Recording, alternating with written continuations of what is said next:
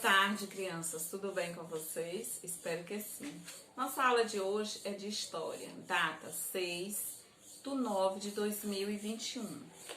Hoje nós vamos trabalhar o livrinho de vocês e a tia também vai trazer outro assunto que não está no livrinho de vocês. Mas vamos começar com o livrinho de vocês.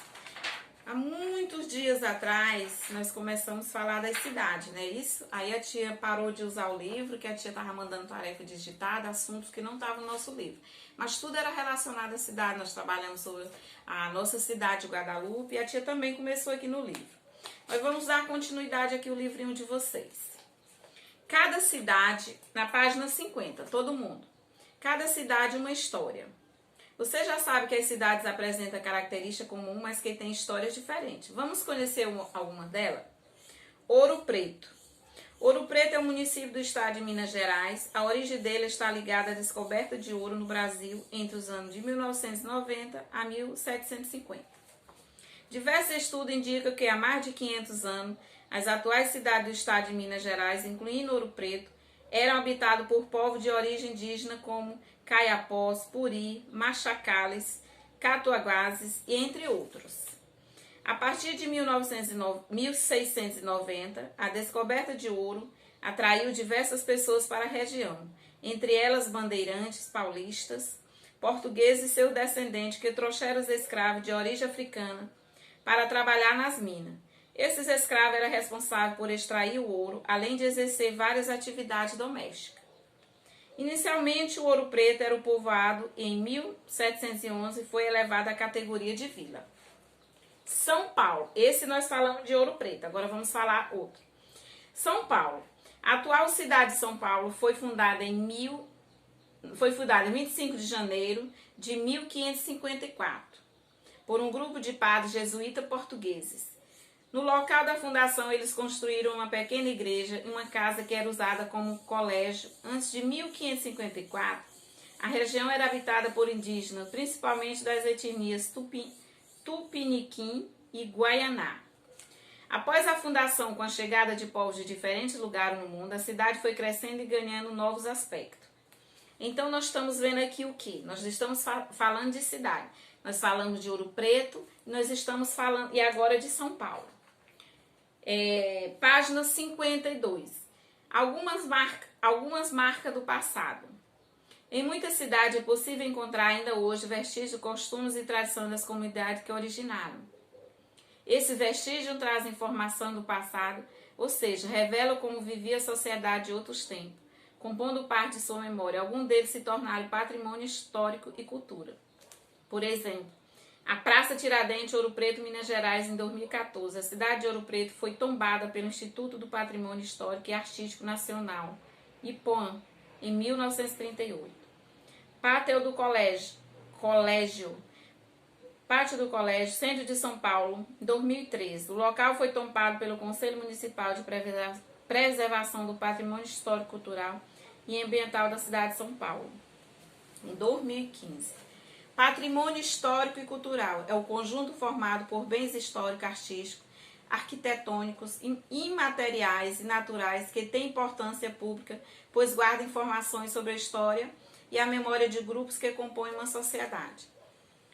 As imagens da página anterior mostram exemplos de patrimônio histórico e cultural da cidade de Ouro Preto e de São Paulo. Essas cidades mudaram com o tempo. Atualmente, mesmo com a mudança, Ouro Preto é considerada uma cidade histórica, pois nela predominam as construções de antiga que remetem a um passado distante e guardam memória da população que viveu lá. A cidade de São Paulo, por sua vez, também mudou. Hoje as construções que predominam são prédios grandes, avenidas, etc. Mas seu marco inicial permanece com memória de sua fundação.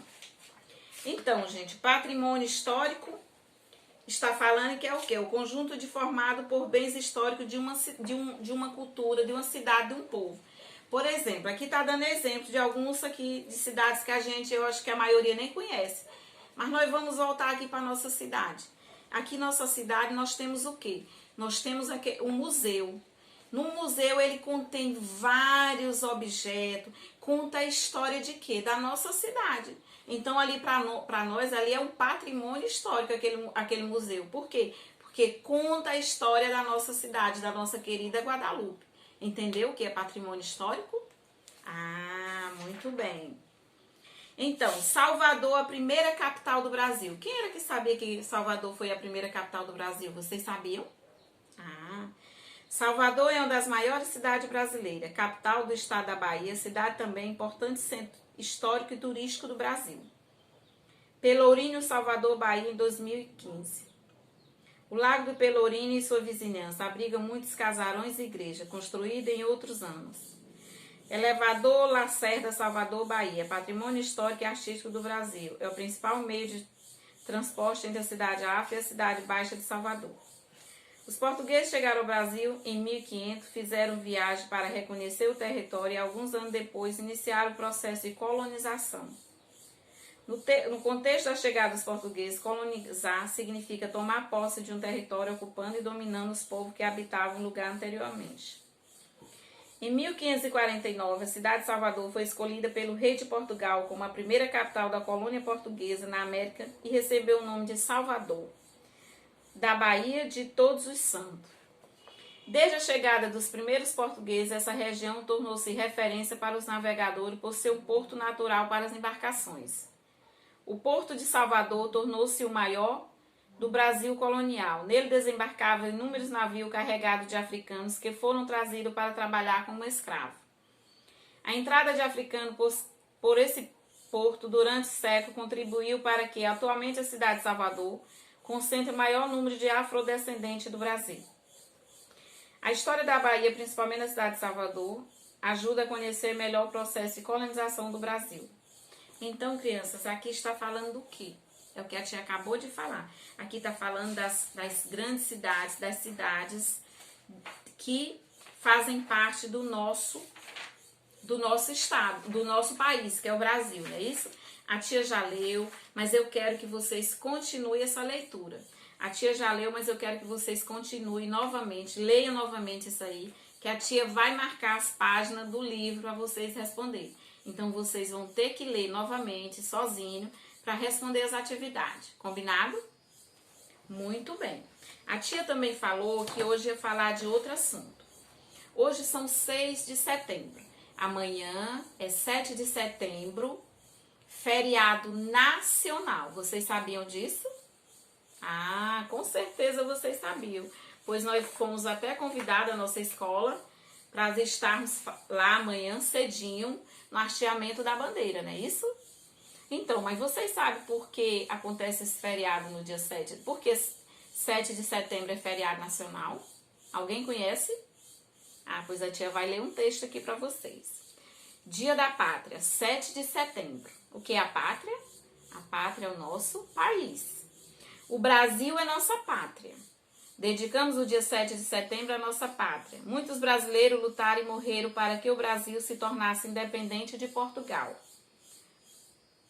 D. Pedro I proclamou a independência do Brasil no dia 7 de setembro de 1822, às margens do Riacho do Ipiranga, em São Paulo, dando grito, independência ou morte.